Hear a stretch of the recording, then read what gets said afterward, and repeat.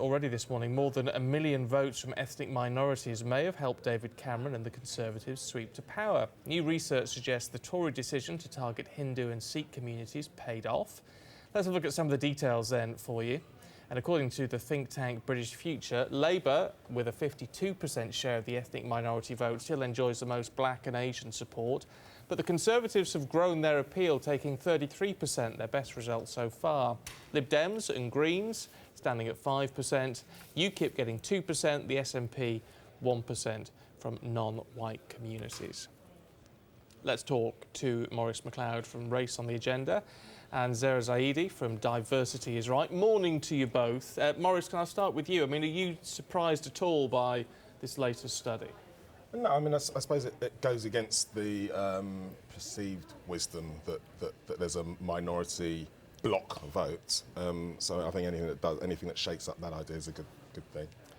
And Zehra, for you, I mean, although it breaks up that idea of a block, it still is putting ethnic minority communities into categories. And I wonder if that is too simplistic. To some extent, it's simplistic, but if you look at the statistics, pre-2010, the Conservatives knew there was a problem with minority and some other voting groups, and there was a concerted effort, particularly under David Cameron's leadership. Polling from British Future actually suggested that in 2010, Conservatives would have probably crossed the line with a majority had more than 16% of BME voters voted for them. So the jump, doubling this time round, is quite significant. What's the appeal? What are the Conservatives doing right? Well, there's been much more diversity within its ranks. So you have, now the Conservatives and Labour are practically neck and neck in terms of BME representation. They're now BME MPs within the cabinet. There's been far more sort of positive engagement. You saw in the 1 or 2 weeks before the election a whole host of politicians visiting communities, and it has been suggested that particularly, and it's within the British Future Poll, that as migrant voters become more affluent, if you like, the aspiration message of the Conservatives certainly did work. And I think, vis-à-vis this election, I think Labour's failure to appeal on a more aspiration message, and it's borne out with what the leadership contenders for Labour are saying this week, I think that really did play as well. Yeah, because it strikes me, Maurice, obviously we've got to be careful not to try and put people into categories too much, but certainly within some of the ethnic minority and Asian communities, we know there has been, I mean, traditionally a huge amount of aspiration, determination, hard work and affluence as a result. Yeah, I mean, the aspiration hook is one I think that the Conservatives often tried to use over the years, sort of said that they've often said that there's a natural link between them and certain Asian communities, especially if they're business owners and that sort of thing. That's the sort of thing that the Conservatives have often said. Why it seems to have worked more this time, I think it's more about Labour losing its grip on the so-called minority vote than the Tories doing anything particularly impressive. Right. Maurice, it was interesting to hear Zehra talk there about representation in Labour and Conservatives, more ethnic faces, if you like, in their ranks. But what about the issues? What issues are they pushing that appeal to the ethnic minorities? Are they doing enough on that front?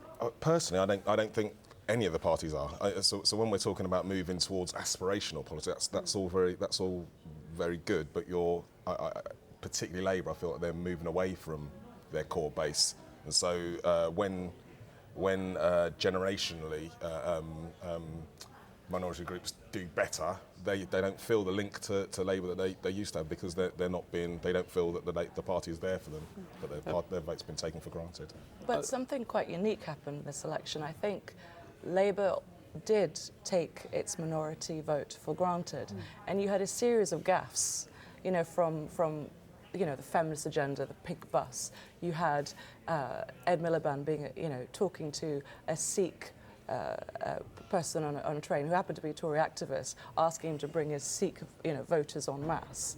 There's been a series of tokenistic gestures that really have defined Labour strategy. And the second thing, we talked about, to some extent there's needed targeting to show that you're more representative of the British public, which includes minority voters.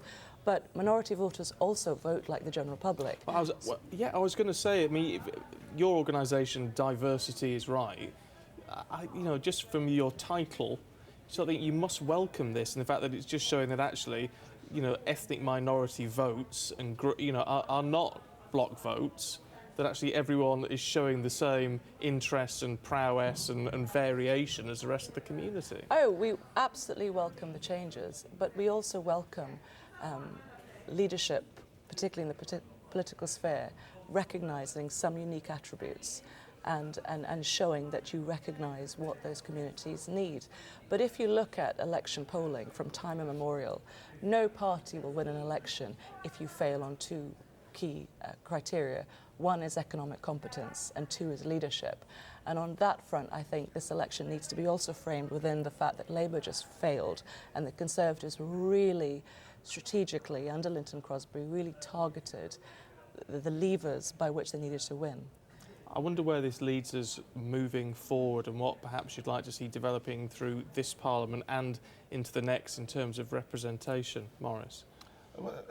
I mean, the representation one's it's an interesting question because we talked about the diversity within the parties, and I think that all parties, well, both the main parties have done a lot to try and improve the mix. That's all well and good, but it's not just the faces. It needs to be the messages, and I think I would be fearful that as all the parties sort of move towards the centre, that there will be core groups who are almost forgotten, and I fear that those certain policies won't get the prevalence that they should.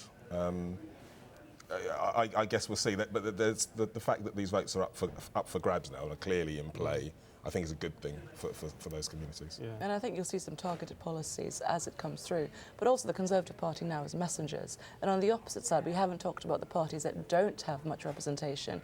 The Greens and Liberal Democrats that talk about fairness within their manifestos, and yet, Liberal Democrats have got, they've got hardly any MPs, let alone BME MPs.